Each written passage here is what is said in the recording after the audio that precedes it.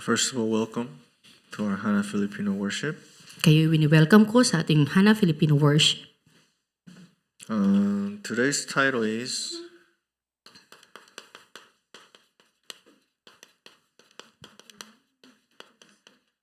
The Greatness of Jesus Christ. Ang pamagat ngayong hapon ay ang kadakilaan ni Jesucristo. We read Hebrews chapter 1, verse 4 to 14. At binasa natin na makikita sa mga Hebreo 1:4 hanggang 14. But today we want to really focus of why he became the way of salvation. Ngunit sa hapong ito, ang punto ng pag-uusapan natin ay nakapokus sa kung bakit siya ang naging daan sa kaligtasan. Before we understand and we start to see what is God's way to save us, we need to know first what is the fundamental problem of humanity. Bago natin tunay na maintindihan kung bakit siya pumunta, dapat nating mas maintindihan kung ano ang pinakapundamental na problema ng sangkatauhan. What do you think? Ano sa tingin nyo? Do you think true problem of humanity is poverty? Sa tingin nyo ba ang problema ng sangkatauhan ay ang kahirapan? Then rich people don't have problem then. Kung ganoon, ang mga mayayaman ay walang problema. Do you think the fundamental problem of humanity is sickness? Sa tingin nyo ba ang fundamental na problema ng sangkatauhan ay ang sakit? Then healthy people would never have problems, right? Kung gayon, ang mga malulusog ay walang problema. Is failure or family conflict the fundamental problem of humanity? Ang problema ba na fundamental ng sangkatauhan ay ang pagtatalo sa pamilya o ang pagbagsak? If we really want to know what is the fundamental problem of humanity, we need to go back to this foundation. Genesis 1:27 to 28. Kung tunay na gusto nating maintindihan ang tunay na fundamental na problema ng sangkatauhan, dapat nating balikan ang nasa Genesis 1:27 hanggang 28. If you read carefully, it is written for what we are created. Kung babasahin natin ng masinsinan, ito ay sinulat upang sabihin sa atin kung bakit tayo nilikha. Also, with what we are created, it is written in Genesis 1:27-28. Kung para saan tayo ginawa at ano ang pagkakagawa sa atin, ito ay lahat nakasulat sa Genesis 1:27 hanggang 28. So we were created, first of all, to be with God. Unang-una, ginawa tayo o nilikha tayo upang maging kasama ng Diyos. But also He created us in His own image also. At tayo ay nilikha niya sa kanyang kawangis. What is the image of God? Ano ang kawangis o imahe ng Diyos? Does God look like us? Tayo ba ay kamukha ng Diyos? What is the image of God? Ano ba ang imahe ng Diyos?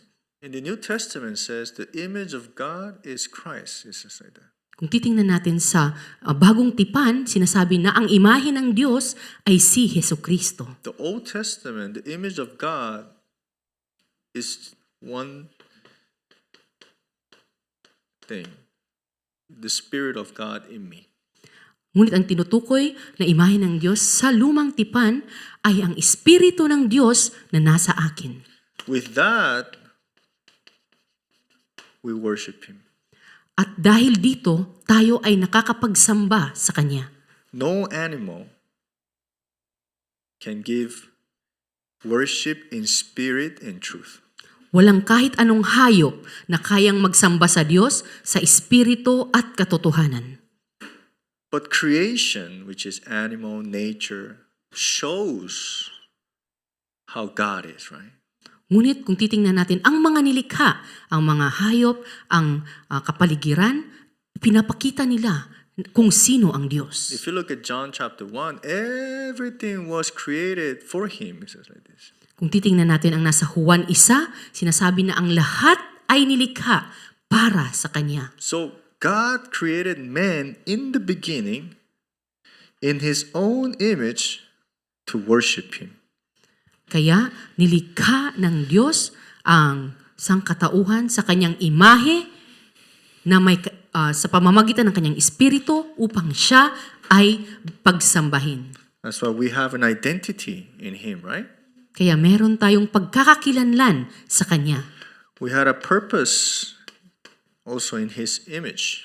At meron tayong rason nasa loob ng Kanyang imahe. Also, we had spiritual authority. At meron tayong espiritual na otoridad. For this, we were created. Para dito, tayo ay nilikha. But what happened? Ngunit ano ang nangyari? Now we can come back to this, right? Pwede nating balikan ang unang tanong. The fall of humanity. Ang sangkatauhan ay nahulog. You all know about the fall, right? Alam nyo kung ano ang nangyari dito. It is written specifically in Genesis chapter 3. Ito ay makikita sa Biblia sa Genesis chapter 3. What is the core problem of this fall? Ano ang pinakasentrong problema nito? Disobedience. Ang hindi pagsunod. What kind of disobedience? Anong klase ng hindi pagsunod?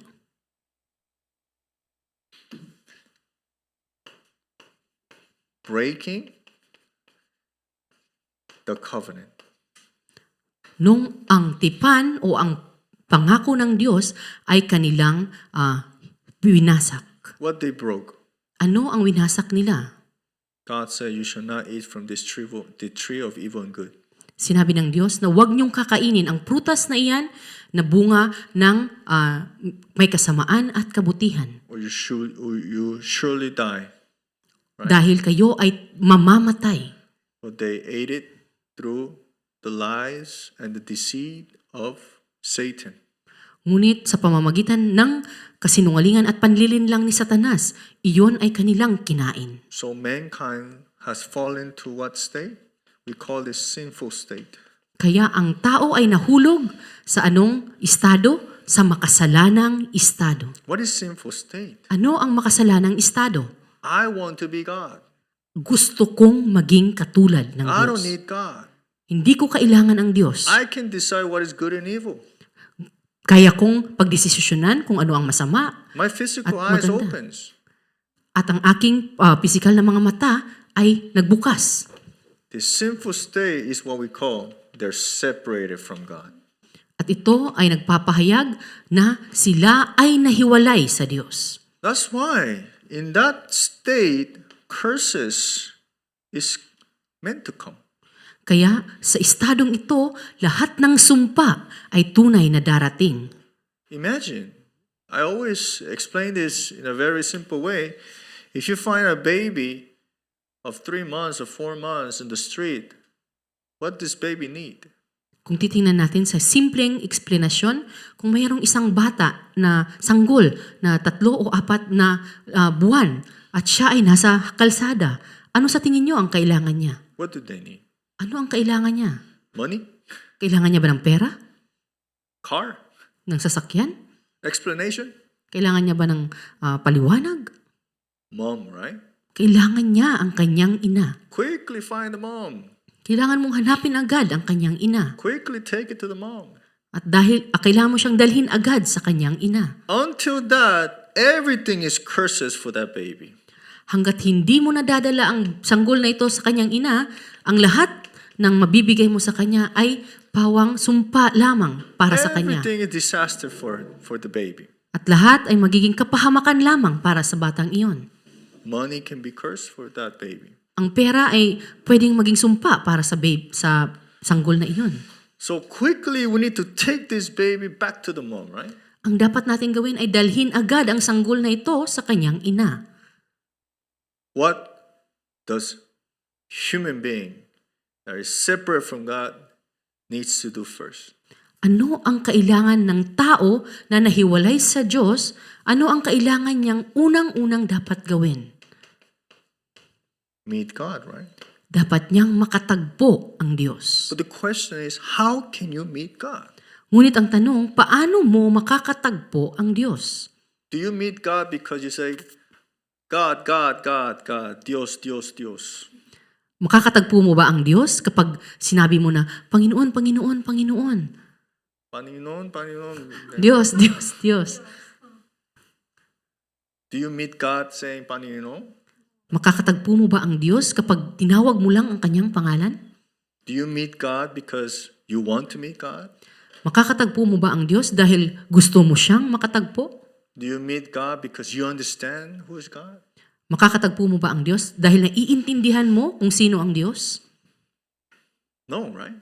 Hindi. He gave us a way. Binigyan niya tayo ng daan. And who's that way? At sino ang daan na ito? And the scripture says, God sent His only begotten Son to die for us. Sinasabi sa salita na kanyang pinadala ang kanyang tanging bugtong na anak upang mamatay para sa atin. This is the way God prepared. Ito ang daan na inihanda ng Diyos. Past tense, right? Ito ay inihanda na ng Diyos. He did not prepare Jesus after we sin. Hindi niya inihanda si Jesus bago pa tayo magkasala. He prepared this way before this foundation of this world because our salvation is through God's Trinity, Triune God. Ito na ay kanyang inihanda pagkat ang ating pundasyon ay ang Trinidad na Diyos. So how thankful we should be, right? Kaya gaano na lamang ang ating pagpapasalamat, di ba? Sometimes we think, why did God created the tree of evil and good and makes us sin? Minsan iniisip natin, bakit pag ginawa ng Diyos ang puno na yon na namumunga ng nagsasabi ng kasamaan at kabutihan at upang tayo ay magkasala? Have you ever asked that question? Natanong nyo na ba ang tanong na ito? How do you answer that question? Paano mo sasagutin ang tanong na ito? So God prepared Jesus knowing that we were going to sin? Inihanda ba ng Diyos si Jesus pagkat alam niya na tayo ay magkakasala? Can you answer that question? Yeah? No. Kaya nyo bang sagutin ang tanong na ito? It's hard to explain, right? Ito ay napakahirap na ipaliwanag, di ba? When God created us in this manner, He created us in His love, right? Nung tayo ay nilikha ng Diyos sa pamamagitan nito, ito ay ginawa niya sa pamamagitan ng kanyang pag-ibig. That's why He also gave us free will. At tayo ay binigyan niya ng kakayahang mamili.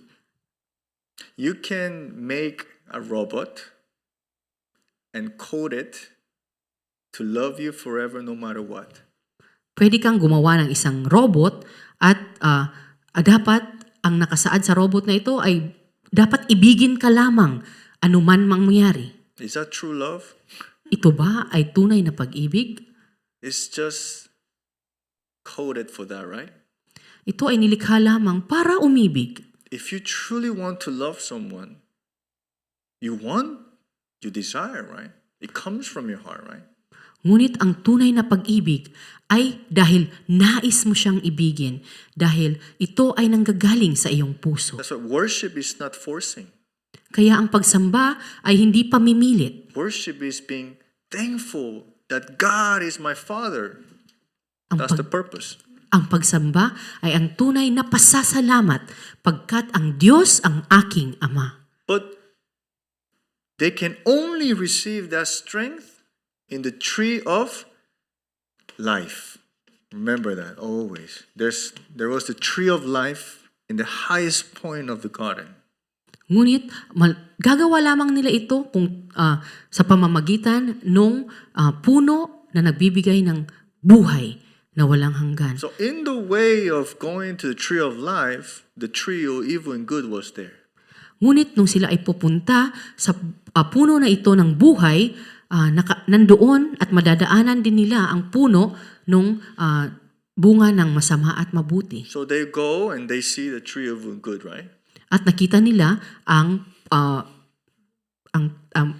punong iyon na nagbubunga ng What masama do at they need to maganda. remember? Ano ang dapat naalala? If you eat this, you will die. Dapat naalala nila na sinabi ng Diyos na kung kakainin ninyo ito, kayo ay mamamatay. It's a covenant, right? Ito ay ang pangako ng Diyos sa kanila.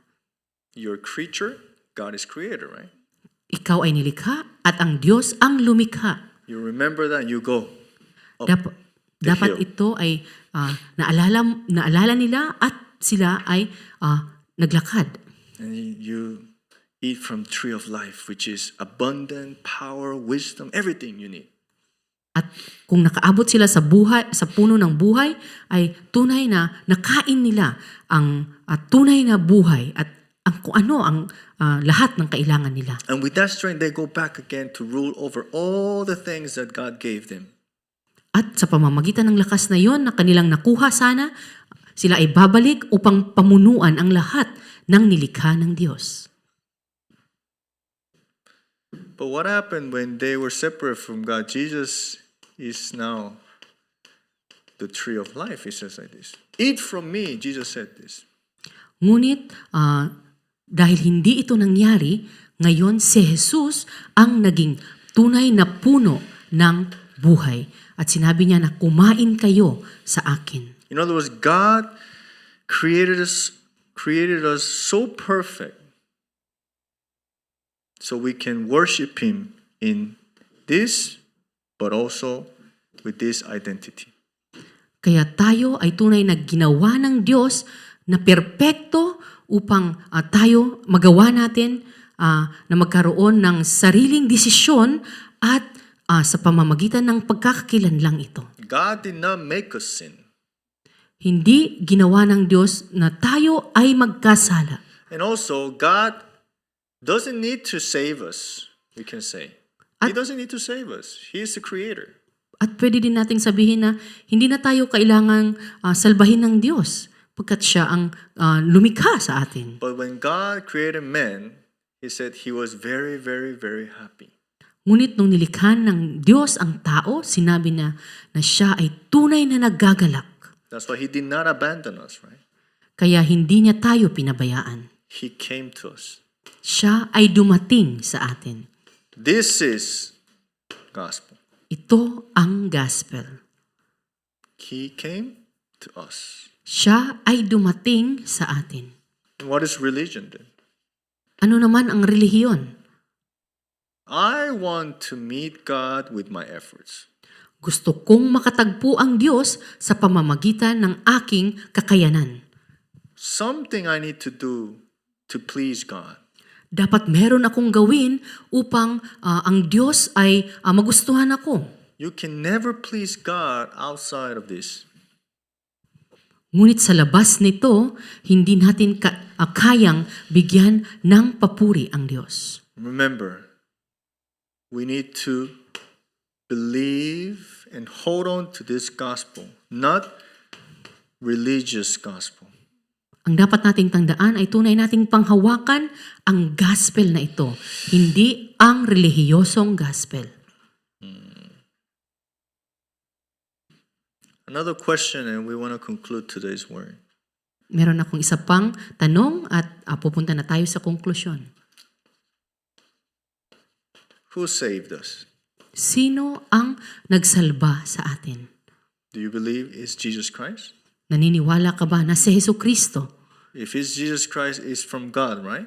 Kung si Jesucristo nga, ito ay galing sa Diyos. So your salvation is 90.99999% done?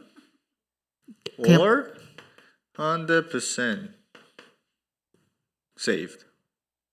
Kaya dapat mong masagot kung ang iyong pagkasalba ba ay 99.99999% o 100%.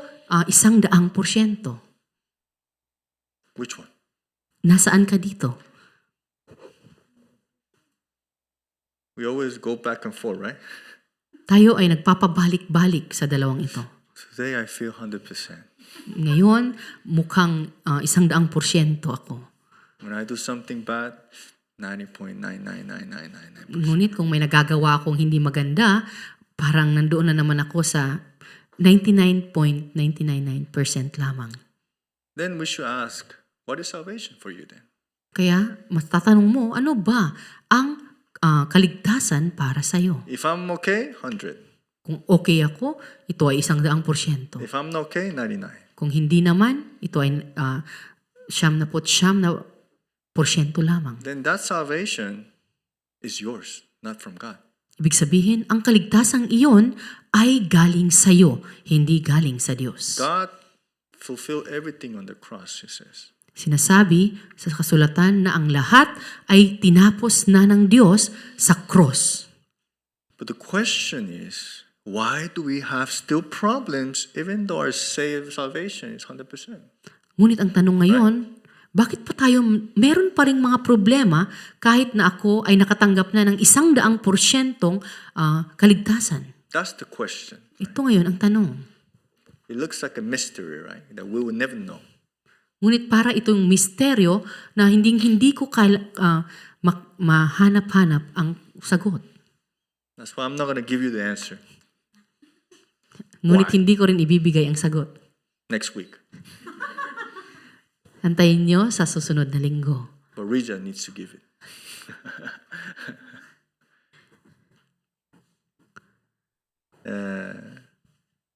This is a very, very, very important question for Christians, right? Ito ay napakahalagang tanong para sa mga Kristiyano. I am saved, but why still I have problems? Ako ay ligtas na, ngunit bakit marami pa rin akong problema? Christ did it all on the cross as a true priest, prophet, and king, but why do I still sin? Ginawa na lahat, tinapos na lahat ni Kristo sa krus bilang siya ang tunay na pari, propeta at hari, ngunit bakit pa rin ako nagkakasala? Why, right? Bakit? Is God not powerful enough to give us 100% of His salvation? Hindi ba tunay na makapangyarihan ng Diyos na hindi niya pwedeng ibigay sa akin ang 100% na ito? So, I'm just going to write this. Where do we live right now? Saan tayo nakatira ngayon? The world, right? Sa mundo, di ba? What is the world?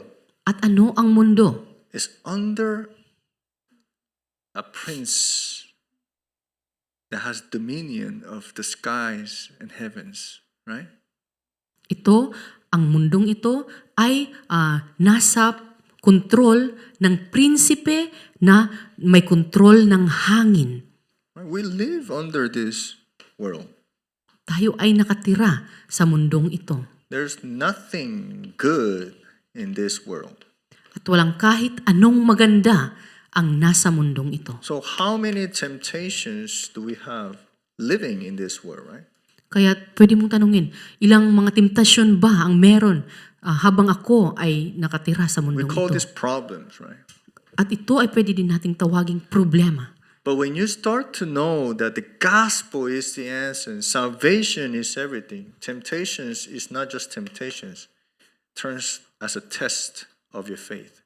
Ngunit kung tunay mo maiintindihan na ang gospel ay ang lahat-lahat, ang mga temptasyon na ito ay magiging pagsubok upang subukin ang iyong pananampalataya. It's different. Ito ay magkaiba.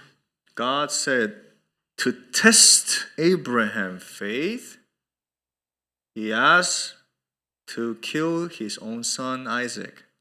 Sinasabi sa salita na sinubukan ng Diyos si Abraham ang kanyang pananampalataya nung tanungin niya si Abraham kung kaya niyang ibigay bilang handog ang kanyang anak God na si did not Isaac. say, to tempt Abraham, I asked to give him his son. He did not say that. Hindi niya sinabi na upang magbigyan ng temptasyon si Abraham, tatanungin ko siya kung kaya niyang ibigay bilang alay ang kanyang anak. So there was someone like, Pastor, I don't want problems in my life. Ngunit may isang tao na sinasabi niya na ayoko ng kahit anong problema sa buhay ko, pastor. I want this problem to disappear. I pray about it. I really think about it. I really repent. I really believe, but it doesn't go away. Nais kong mawala ang problemang ito. Ako ay nanalangin, ako ay talagang tunay na ginawa ko ito para mawala ang problemang ito. Ngunit nandyan pa rin ang problemang That's yan. why I told him, you don't want problems in your life? Kaya tinanong ko siya, gusto mo ba talaga na wala kang problema sa iyong Yes, buhay? Pastor, I don't want a problem in life. At sinabi niyang, ayoko ng problema sa buhay kong ito. Then I'll pray one thing for you. Sinabi ko na, mananalangin ako ng isang bagay para sa iyo. What is this? What would you pray for me? I'm very excited, right? Because At siya ay tunay na gustong-gusto niyang malaman kung ano ang panalangin iyon. I'll pray to God to take you to heaven quicker. Sinabi ko na ipapanalangin ko sa Diyos na kunin kanya na at dalhin sa langit ng mabilisan. Because in heaven, there's no problem. Pagkat sa langit, walang problema. The only way to not have problem is to die and go to heaven. Ang tanging paraan upang mawala ng problema ay tunay ang mamatay at mapunta ng langit. And then one other person, I said this, you know what? I want to die. At sinabi ko din to sa isang tao at sinabi niya agad na gusto ko nang mamatay. I told him, you don't choose when to die. At sinabi ko na hindi mo pinipili kung kailan ka When mamamatay. you finish the race, what God has given to you, He will call you. Sinabi ko na kung natapos mo na ang dapat mong tahakin na binigay sa iyo ng Diyos, ikaw ay kukunin na That's ng why Diyos. we're not having a walk of faith to solve problems. Kaya hindi natin ginagawa ang buhay pananampalatayang ito upang bigyan lang ng solusyon ang problema. We have the walk of faith to see problems differently. Meron tayong buhay ng pananampalataya upang makita ng tama ang problema. One more thing. When do you pray more? When you have problems? When you don't have problems? Kailan ka nananalangin ng mas marami? Kung ikaw ay may problema o ikaw ay walang problema. But our deaconess here, she's so blessed that she pray more even though there's no problem now. At ang ating kasama dito na She says no, but senior deaconess ay siya ay tunay na punong-puno ng pagpapala pagkat siya ay nananalangin ng mas madalas kahit walang problema. So there will be a time that God will get rid of all your problems. Merong isang panahon na tatanggalin lahat ng Diyos ang iyong problema. If you have been praying always, you will pray even though there's no problems. At kung ikaw ay tunay na laging nananalangin, kahit walang problema, ikaw ay mananalangin. So I really want you to take this today. Kaya nais kong tunay na dalhin niyo ito ngayon. Your salvation is not from you. Ang iyong kaligtasan ay hindi galing sa iyo. You cannot save yourself. Hindi mo kayang iligtas ang iyong sarili. Is Philippines have like this mud? When you get in, you move, you start to sink, right? Komonoy? Yes. Komonoy, right? Have you seen it? Yes. We have meron tayong tinatawag na kumunoy sa Pilipinas. Very dangerous, right? Ito ay napaka delikado, di ba? If someone falls there, what would you say to that person? Kung merong taong nahulog doon at siya ay palubog na, ano ang sasabihin mo sa kanya? Come out! Sasabihin mo bang, umalis ka dyan? It starts to move, right? At siya ay nagsimulang gumalaw. What happens? At ano nangyari? Keep sinking. At siya ay patuloy na lulubog. I see him sinking, and I tell him, but come out! Nakikita ko na siya ay lumulubog, ngunit sasabihin ko lang sa kanya na, umalis ka dyan. Am I helping him or killing him? Ako ba ay tumutulong sa kanya o pinapatay ko siya? I'm killing him. Pinapatay ko siya. What do I need to do? Ano ang dapat kong gawin? Throw something and drag him, right? Dapat akong may itapon sa kanya na pwede niyang hawakan at iyon ang aking gagamitin upang It's a way iligtas siya. to explain that we cannot save ourselves from this separation. Ito ay isang paraan upang ipaliwanag na hindi ko kayang iligtas ang aking We sarili. need a rescuer. We need a savior. Kailangan ko ng taong tunay na magliligtas sa akin. And that is who? Jesus. At ito ay si Jesucristo. That's why next Sunday, we need to really see and really understand what is Christ. Kaya sa susunod na linggo, dapat na tunay nating makita at maintindihan kung sino si Kristo. In order to understand that we were here before. Upang maintindihan natin na tayo ay nandirito noon sa Genesis 3. If you know that you came out from here, you will never lose this blessing. Kung alam mo na ikaw ay nakaalis sa Genesis 3 na ito, hindi mo mapapakawalan ang biyayang iyon. That's why I really bless your name, Jesus Christ. That the only way of salvation is Jesus Christ. Kaya pinagpapahala ko kayo sa pangalan ni Jesus na ang tanging daan sa kaligtasan ay si Jesucristo. Let's pray. Tayo ay manalangin. God, thank you very much.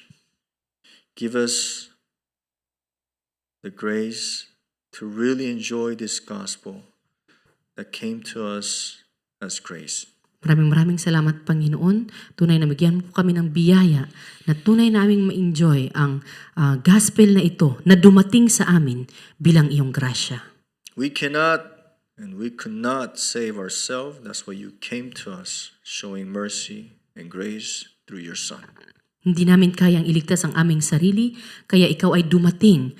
Ikaw ay nagbigay ng awa sa amin at sa pamamagitan ng iyong anak. That's why restore true faith in us, Kaya panumbalikin mo po ang tunay na pananampalataya sa amin, which is believing only in Christ. na kung saan kami ay dapat tunay na maniwala kay Jesucristo. By the grace of our Lord Jesus Christ, who is the solution for our problems, by the unending love of Father God, by the indwelling, the guidance, and the filling of the Holy Spirit, be upon all of our Filipino disciples, those who are listening online, those who are here holding on to your word, believing and enjoying the greatness of Jesus Christ that will restore everything as we hold on to your covenant. Be upon them now and forever. Amen. Thank you very much. Pastor.